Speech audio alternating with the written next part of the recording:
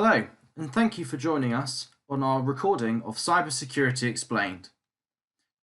The structure of this webinar is to first provide a bit of context on cybercrime, explain why this is an issue for all businesses, and then look at some ways to protect your business.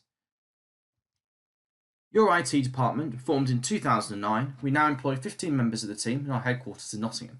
We provide IT support and managed services to over 120 clients in the East Midlands, West Midlands, Yorkshire, London and surrounding areas. We have received numerous awards, and we're also a Microsoft Silver Partner, WatchGuard Silver Partner, Cyber Essentials certified. We also have a branch called YourComms, which provides telephony and broadband services. We also provide a number of cybersecurity solutions as well. Hackers are everywhere. From Ashley Madison to JP Morgan, from Jennifer Lawrence to the federal government, our biggest celebrities, corporations, and institutions have all been the targets of devastating cyber attacks.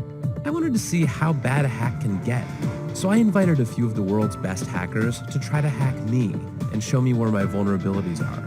And now I'm going to meet them in Las Vegas at DEF CON, the biggest hacker convention of the year, and see what they found. This might not have been the best idea. DEF CON is the biggest hacker convention of the year. It's a place where thousands of hackers come to hear talks, to demonstrate their newest hacks. It's actually a place that's so dangerous to be on the internet that they tell you to turn off the Wi-Fi and the Bluetooth on your phone, and they tell you not to use the ATMs too, because those could be hacked as well. This is the DEF CON ballroom. This is sort of the main room where things are happening, and it's pretty wild. I think this is car hacking village. This car is locked. Can you get me in? I'll unlock it for you. Should be good. Hacking is no longer like this fringe activity, and if you are at DEF CON, there's a good chance that you're here because you want to learn what could happen to you or your company. Anyone here first time in the SCCTF? Holy crap. I invited Chris to hack me with his team, but they're going to hack me using social engineering, which is essentially hacking without any code. They just use a phone and an internet connection. We help people with human security issues by testing vulnerabilities for like a network test, but it's for the people network. We test those vulnerabilities, see where the holes are, and then help people learn so they can patch them. Can we try some of this? Can we try some, see if it works? Yeah, we probably could have our star visher here make some phone calls as Let's do it. Sure. Do you want to do a sample vishing call? What's phishing? Vishing is voice elicitation, and basically what you do is you use the phone to extract information or data points that can be used in a later attack. Let's do it. Okay. Who are you going to call? Maybe I'll call your cell phone provider Okay. and see if I can get them to give me your email address. I bet they're good. I bet they have my back. But yeah, go for it. I'm going to spoof from your number, so it's going to look like it's calling from you. Okay. Hi, I'm so sorry. Can you hear me okay? My baby, I'm sorry. my husband's like, we're about to apply for a loan and we just had a baby and he's like, get this done by today. So I'm so sorry. I can't call you back. I'm trying to log into our account for uses information and I can't remember what email address we used to log the account. The baby's crying and can you help me? Awesome. In just 30 seconds, @gmail.com? Jessica gets my personal email address. Now, if I needed to add our older daughter on our account so she could call in and make changes, how would I need to go about doing that? You would have to send me a secure PIN through a text message? Yeah, well, the thing is, I don't think I'll be able to receive a text message if I'm on the phone. Oh, I'm not on there either? So I thought when we got married, he added me to the account. Okay, my Jessica uses my girlfriend's name and a fake social security number 5127. to set up her own personal access to my account. Wait, I'm sorry, so there's no password on my account right now? Can I set that up? She even gets the support person to change my password. Thank you so much for your help today. So she just basically blocked me out of my own account. I'll get her fed after this. All right, thank you. Holy shit.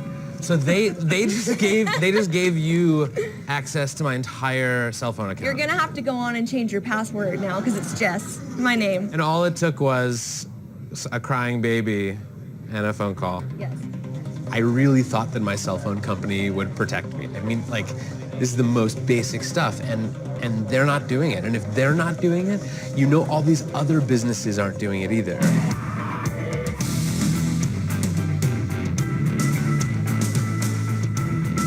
Anyone with a phone and an internet connection can do social engineering. But I was curious, what can a hacker with serious coding skills do? Well, DEF CON is the world's biggest hacking convention. It's hacking everything, hacking social, hacking hardware, hacking software, hacking various systems. I asked Dan Tentler, a well-known security researcher, to turn all of his firepower on me. I did get into quite a number of things that I found. So what were the first things you did? How did you start hacking me? I quickly found your Squarespace blog and had an idea. Basically what I did was created a bogus Squarespace site and sent an email to you, a fish asking you to go to this website, run this certificate installer. And I did it, because I'm an idiot. So once you ran that, it gave me access to your computer, and I created several fake pop-ups that looked like system pop-ups that would ask you for your credentials. You didn't even have to have my passwords. No, you gave them to me. I gave them to you. Yeah. So I stole your 1Password keychain. And 1Password is where I store all my other passwords. So effectively And your social security number and your Amex stuff and all your stock trading and bank information. I can send email to everyone in this room as you.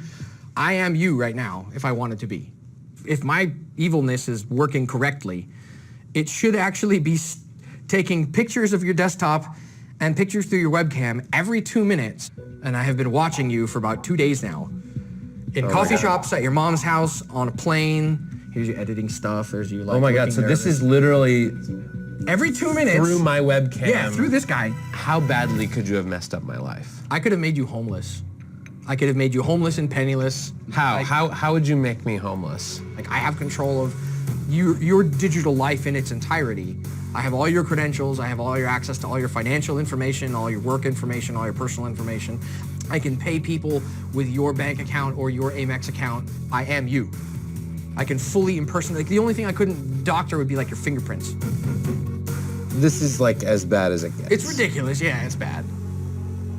So it turns out that Dan Tentler is very good at his job. I mean, he hacked the hell out of me. He got everything. I mean, frankly, I want to take my computer and throw it into the deepest part of the ocean, and I want to become a hermit, and I want to never touch a piece of technology again, because holy shit, that was everything. That was the keys to my entire life, and he just pulled them out of his pocket. As you can see from the video, it's so easy to become a victim without even knowing it. A couple of topics that were addressed in this. One was vishing, which is voice solicitation. In this example, it was used for social engineering to change passwords, but it can be used for so much more. We have seen this happen. The bank calls you saying there has been some suspicious activity and that you need to transfer all the funds into a secure account that's protected by the bank. But it's not the bank that you're actually speaking to. They've just managed to prove to you that it is the bank. Another example was the phishing example that asked him to update a security certificate on his Squarespace account. The most common one we see is suspicious email activity from Microsoft 365. To click this link and to change your password. As you can see from this statistic, this is quite a scary number. However, the biggest numbers are from intellectual property theft and espionage. Have you ever been to the cinema to watch a film? You've waited it to come out on DVD or Blu-ray. You may have had to nip out to grab some more popcorn and you missed a bit of the film. Well, you could find this film on the internet or use a system called torrent to download the film before the DVD or its release on, say, Netflix. This is a form of IP theft, and globally there is an average revenue loss of between $40 to $97 billion in the movie industry. I know you may think espionage is James Bond rocking up in a flashy Aston Martin, but not this time. This is a group of hackers hacking foreign governments or a major business competitor, so no martinis shaken, not stirred for this one. The smaller numbers are the ones that have less of an impact on the overall statistic, but to us, these are the most important and impact our back pockets a lot more. As you can see from this statistic from Action Fraud, who record computer misuse offences, this number continues to rise year on year. Business email compromise. These attacks are a form of cybercrime which uses email fraud to attack organisations. Examples include invoice scams and spear phishing spoof attacks, which are designed to gather data for other criminal activities. Consumer privacy breaches often occur as a result of business email compromise attacks. Typically, an attack targets specific employee roles within an organisation by sending them a spoof email or a series of spoof emails, which fraudulently represent a senior colleague, so it could be CEO, director, or something similar, or a trusted customer or supplier. The email will issue instructions, such as approving payments or releasing client data. The emails often use social engineering to trick the victim into making money transfers to the bank account of the fraudster. This is what happened in the video.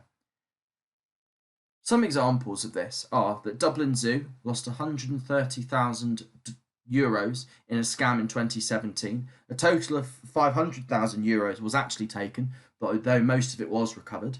An Austrian aerospace firm was defrauded €42 million through an attack in February 2016, and they actually fired both the CFO and the CEO.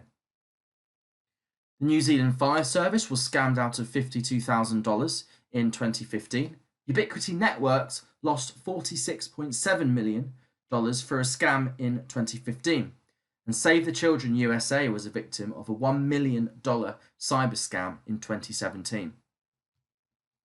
As you can see, the two most common financial losses related to business email compromise is fraudulent transfers of money or obtaining personable identifiable information of staff to use in future attacks.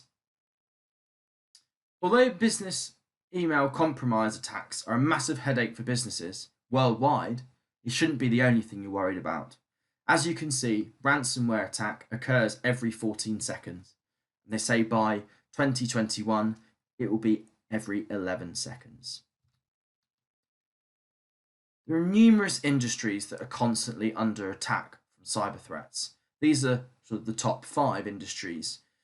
But even SMEs that don't fit within these classifications are at a huge risk. So why do you think that would be the case?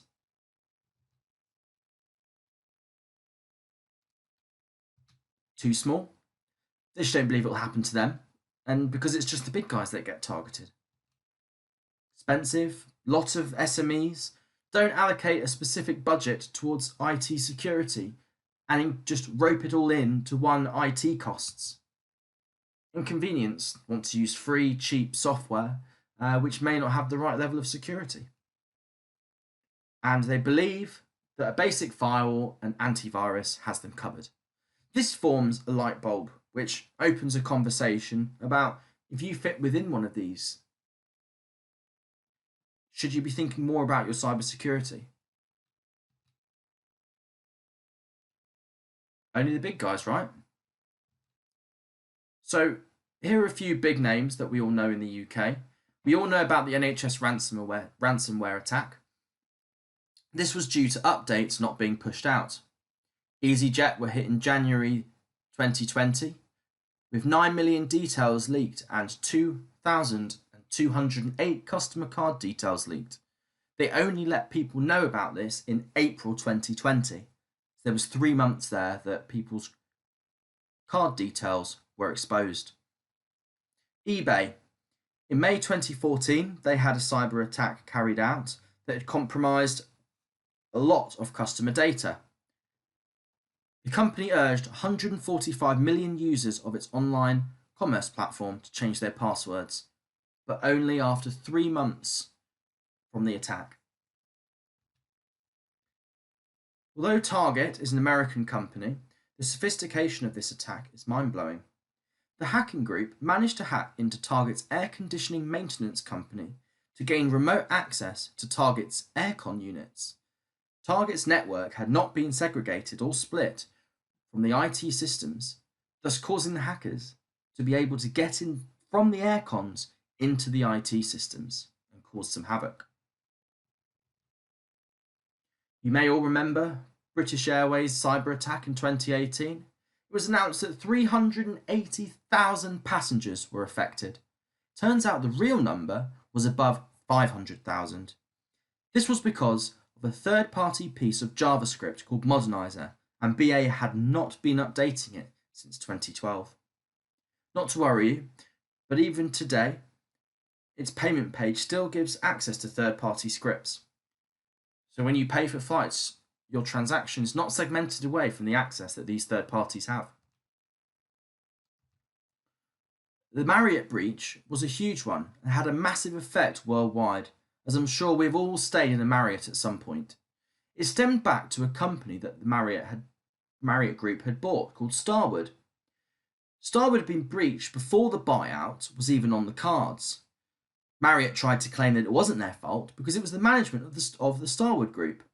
But this got shot down because Marriott did not do any IT security due diligence before they purchased Starwood. If they had done this, they would not have had to suffer a fine of £99 million.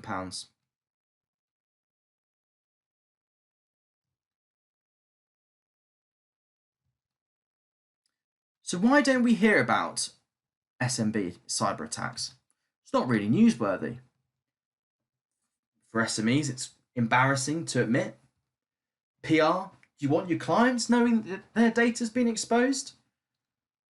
Legal ramifications, a lot of reports. Many incidents go unreported. As you can see from the article on the left, cybercriminals know that SMEs don't have the right protection in place against what they can do, which gives them even more reason to do it.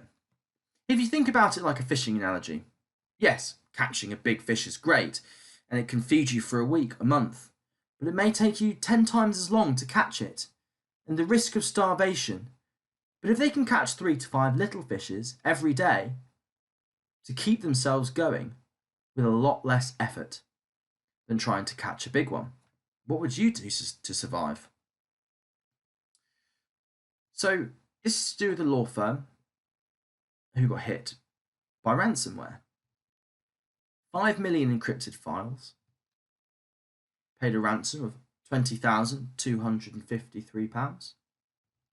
All of their backups were corrupted, but they were down for 2 weeks. Why so long? Think about how much data you hold on your systems. Let's say you have 5 terabytes of space. Now this is not just the files and folders, it's also the operating systems of the servers and the virtual machines. Under this, it could take you up to 194 hours to restore all of this data. To put that into perspective, that is longer than travelling to the moon and back.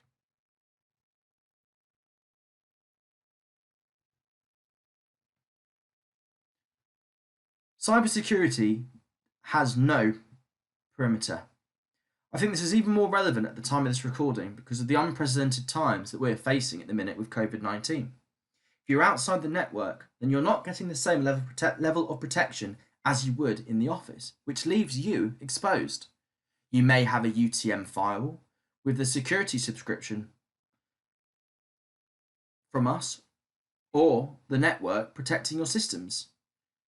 But if you or one of your team click on a phishing email that has a malicious code or anything, then you could completely bypass the firewall by bringing that into the network. Think about it like being a human Trojan horse.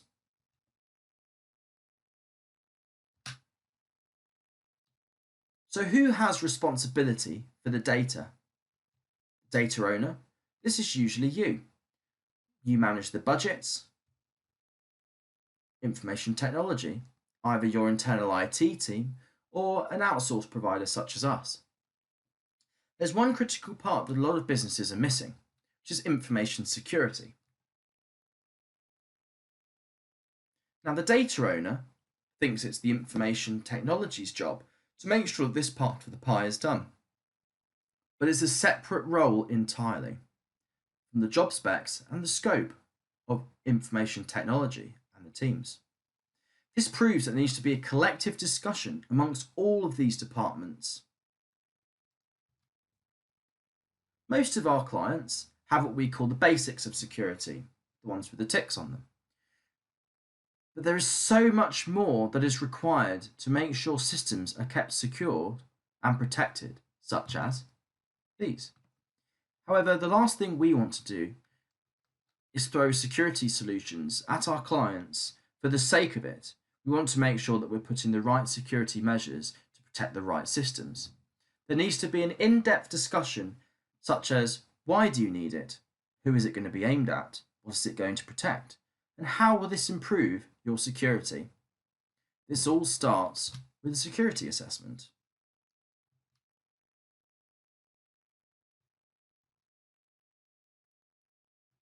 So, David Stozel wrote a book called House in the Cloud. This was aimed at how to talk to a board of directors about cybersecurity. We all live somewhere. So what is it in your house that you want to protect? Jewelries, TVs, cars, expensive electronics maybe, bank details, obviously your family. So what we've done here is we've identified what risks. Now how can we protect against them? Doors, windows, locks, cameras, signage. Now if someone's in, how do we detect? We might have an alarm system, motion sensor, doorbell camera, even neighbourhood watch.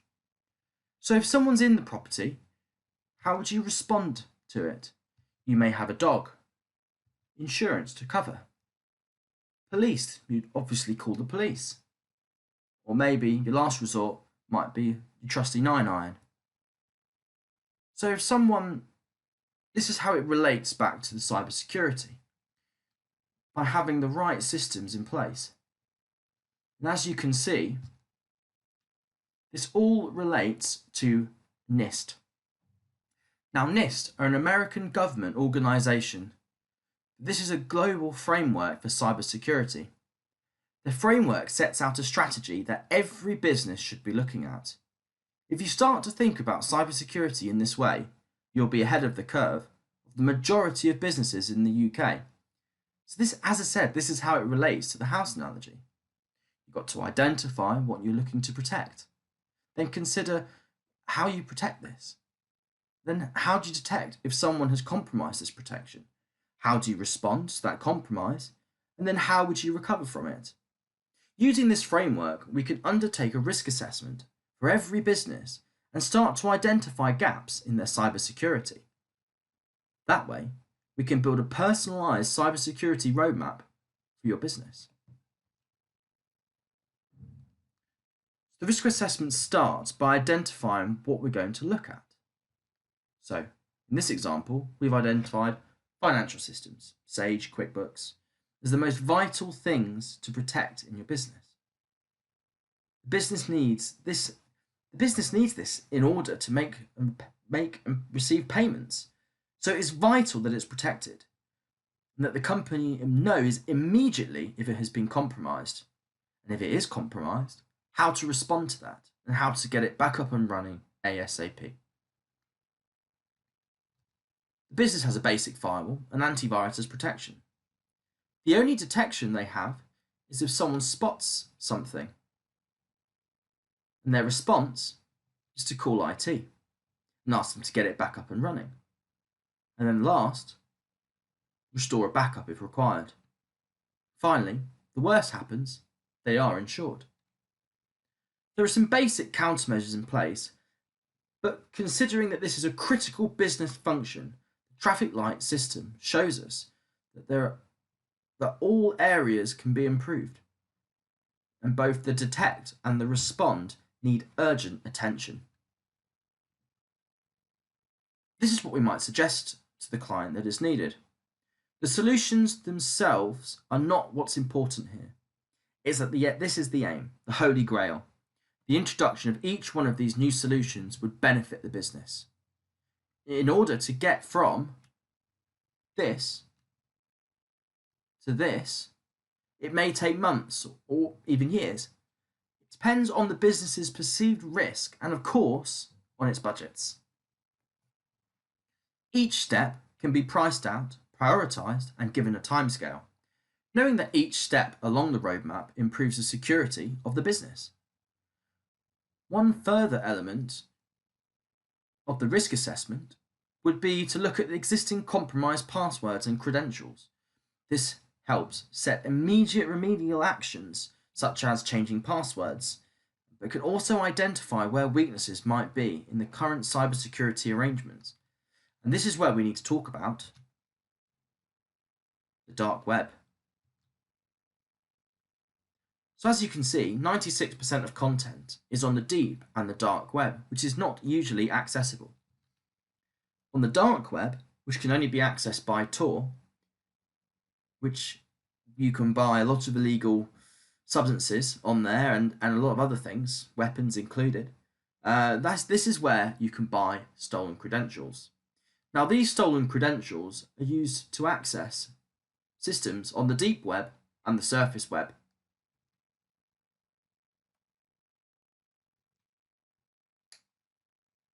The average length of time it takes for organisations to identify a breach is over 190 days. So if someone was in your network for 6 months, how would you feel about it? It goes back to the house analogy. If someone was hiding in your garage for 6 months and you didn't even know that they were there for 6 months, you'd be slightly concerned, wouldn't you?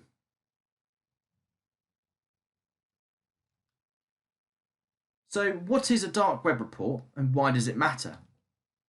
This is a dark web report that we did on ourselves. As you can see, we had exposed credentials. Now this doesn't mean that we've been hacked. In this case, these have been harvested from breaches from Dropbox, LinkedIn, Canva, and some other undisclosed ones. With this knowledge, this allows us to change those passwords to those sites and ensures that the passwords are not used anywhere else. If they are, of course, we would never do this, then those passwords need changing too. So an initial scan, which we'll do for everyone, will give you some immediate remedial actions to take. However, we can provide ongoing scanning and reporting so you'll know immediately if there is a new compromise. Then this would form part of the detect pillar from the NIST framework.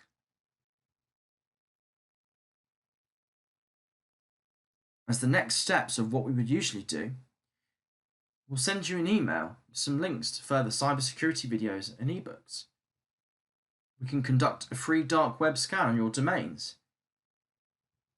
And we can also arrange a free cybersecurity assessment for you. We've pulled together some of the questions that we've had from our live webinars. One of the questions has been, what is the biggest risk to cybersecurity within a small business? The response is, well, your people. You can have every single security solution you want in place, but if your people don't know how to use it and are breaching those, then they are the problem. Another question we had was, what should we do first? Well, anything after this is change your passwords, enable some sort of two-factor or multi-factor authentication, make sure your operating systems are patched and up to date, and also your antivirus is up to date as well. Another question is dark web scanning a part of Cyber Essentials? Cyber Essentials, it doesn't require you to have dark web scanning, but is highly recommended to fill that NIST pillar. Another question we had was relating back to the target example we gave. The question was, if aircons and IT systems are segregated, should we not do the same for different departments?